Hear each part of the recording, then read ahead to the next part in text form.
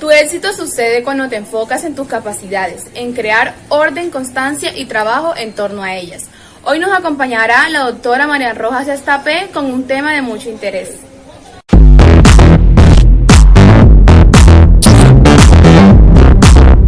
Buenos días, ¿cómo estamos? Pues sí, la verdad es que tienes toda la razón en cómo lo has contado. Es efectivamente que muchas veces la persona se ve en una situación de límite y creo que la pandemia ha sido una de ellas. Y lo he dicho aquí en varias ocasiones, me parece que las pocas cosas buenas que ha tenido la pandemia, por no decir que no ha tenido ninguna, es que se ha normalizado o se ha quitado un poco el estigma a pedir ayuda, a acudir a servicios de salud mental. Yo creo que probablemente la crisis política muchas veces son crisis psicológicas, porque son temas de autoestima, son temas de heridas, son temas no bien resueltos, de miedos, de fobias, y yo muchas veces pienso que en todos esos conflictos un buen psiquiatra o psicólogo moderándolo nos ahorraría muchos de los disgustos que tenemos. ¿Verdad que sí? Y además esta semana me acordaba de ti porque qué difícil la labor de un psicólogo ante una tragedia tan grande como la pérdida de nuestros marineros, ¿no? El dolor de las familias, la desesperación. Porque ya no se van a buscar estos días en el mar a sus familiares. El impacto psicológico es brutal. Bueno, a corto plazo desde luego, pero a largo plazo, Marian. Bueno, es que hay dramas en la vida, o sea, es que hay dramas terribles y la pérdida de un ser querido, de un hijo, de un padre, de un hermano, es de los temas más duros a los que se puede someter el cerebro. Bueno, de hecho puede llegar a ser traumático. Es decir, en muchas de estas situaciones el cerebro, el alma, el corazón, la mente, el organismo lo sufre de manera tan intensa que solo no puede. Es decir, que bioquímicamente hablando, los traumas tienen un impacto en el cerebro. Uno de los grandes investigadores, Boris Cyrulnik, que investigó el trauma, él se dio cuenta del tema de la resiliencia, que es la gente que tiene la capacidad de salir adelante a pesar de las circunstancias. Esto estudiaba en la Segunda Guerra Mundial. Pero el día a día tiene batallas, pero luego tiene guerras y traumas y heridas muy profundas como esta de los marineros, donde las familias de repente pues se sienten en una situación de desconcierto, donde hay fases, fase de dolor, fase de negación, fase de rabia, fase de incertidumbre, fase de tristeza, fase de hoyo profundo donde no quiero vivir, y a veces uno necesita pedir ayuda. O sea, yo creo que la clave en todo esto que nos está sucediendo, en las cosas más graves y en las cosas más pequeñas, es entender cuándo yo tengo que pedir la ayuda a un profesional, y si tengo que ir a un psiquiatra, si tengo que ir a un psicólogo, porque no siempre, o sea, la decisión no siempre es fácil. A veces da la sensación de que uno es excesivamente vulnerable. Yo solo tendría que poder, ¿no? O sea, es decir, es que esto, mi padre, yo vengo de familia de psiquiatras, ¿no? Y mi padre decía de su padre, que entonces todavía esto se hablaba menos, decía qué cosa más rara que mi padre sea un médico de los locos, ¿no? Bueno, la psiquiatría ha variado mucho a lo largo de los años. Ese psiquiatra que solo atendía en manicomios, en centros psiquiátricos graves, hoy en día también atendemos otro tipo de patologías y de trastornos de la conducta o trastornos del estado de ánimo. Y te voy a contar una anécdota, Rosa, de los oyentes que les va a hacer gracia, que es que cuando salió mi libro publicado en ruso, me escribió la editorial para decirme que querían cambiar, que me pedían licencia para cambiar, que yo fuera psiquiatra, poniendo que yo fuera psicólogo, porque en Rusia el psiquiatra no habla con los pacientes más allá para darles 2 pastillas, y que es esa psiquiatría antigua, mal entendida, mal enfocada, y que entonces que si yo ponía que era psiquiatra la gente no me iba a leer, porque en Rusia tiene muy mala fama el psiquiatra, pero que a los psicólogos se les empieza a aceptar, ¿no? Entonces le dije, mira, no puedo poner una cosa que no soy, y sobre todo porque yo lo que abogo desde hace muchísimos años es porque la psiquiatría y la psicología se entiendan, sean complementarias. Estamos condenados a entendernos y a llevarnos bien, que yo creo que yo he hecho una labor enorme por acercarme al mundo de la psicología y de la psicoterapia, y por otro lado de la psiquiatría con el resto de las ramas de la medicina. Es decir, si no, parece que el psiquiatra está como un poco en una isla, en tierra de nadie, no se lleva bien con los psicólogos, o a veces parece ser que hay unas tensiones absurdas, y por otro lado los médicos, el internista, el traumatólogo, el urólogo, le cuesta considerarnos médicos como a ellos, ¿no? Entonces yo creo que es muy importante entender que la psiquiatría, y como yo la entiendo y como creo que nos tenemos que ir dirigiendo, es una rama de la medicina que entiende los procesos neurobiológicos que subyacen a los momentos de estrés, a los momentos de dolor, a los momentos de incertidumbre, a los momentos, pues por ejemplo, cuando hay una enfermedad física y el organismo se inflama, muchas de esas moléculas inflamatorias llegan al cerebro y te sientes triste. Bueno, pues y solo ese concepto me parece que es clave difundirlo y divulgarlo a las personas. ¿Y en qué señales, Marian, tenemos que fijarnos para decidir ir a un especialista? ¿Dónde está el límite? Porque no es necesario sufrir un evento dramático para ir a terapia. Bueno, yo creo que lo dividiría en 3 cosas. La primera es lo grave, es decir, cuando tú tienes una enfermedad grave, y desde aquí voy desde la esquizofrenia, los trastornos bipolares, que esto la gente lógicamente se da por hecho, y ir a un especialista. Yo siempre recomiendo mucho tener tu psiquiatra de la Seguridad Social, tu psiquiatra privado que te conoce siempre, alguien que sea de referencia, que te conoce muy bien, porque en estos temas pues hay etapas que son de mucha calma y hay etapas que son de mucha turbulencia. Luego, por ejemplo, cuadros como autismo, cuando hay algún niño con problemas del desarrollo, etcétera, tener pues porque tienes algo un poco más grave que distorsiona tu día a día. Luego, por otro lado, porque de repente las circunstancias de la vida o tu forma de ser, que aquí me parece la clave, hacen que te rompas. Entres en una depresión, entres en un cuadro obsesivo compulsivo, entres en ataques de ansiedad y de repente tengas ataques de ansiedad constantes. Es decir, porque las circunstancias son terribles o porque tu forma de ser te ha llevado al límite, te rompes. Yo explico mucho en consulta a mis pacientes lo que denomino el esquema de personalidad.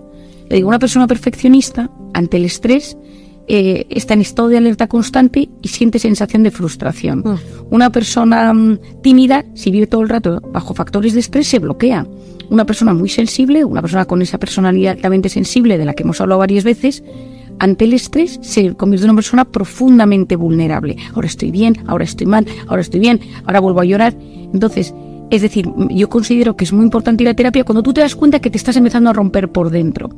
Otro tema que me parece clave es el tema de la autoestima. Cuando tú te notas que no te quieres, que te tratas mal, que tu voz interior te machaca, que la actitud que tú tienes ante las diferentes cosas de la vida siempre es negativa y que esto viene desde hace años, que no sabes desde cuándo, pero que siempre te has tratado mal.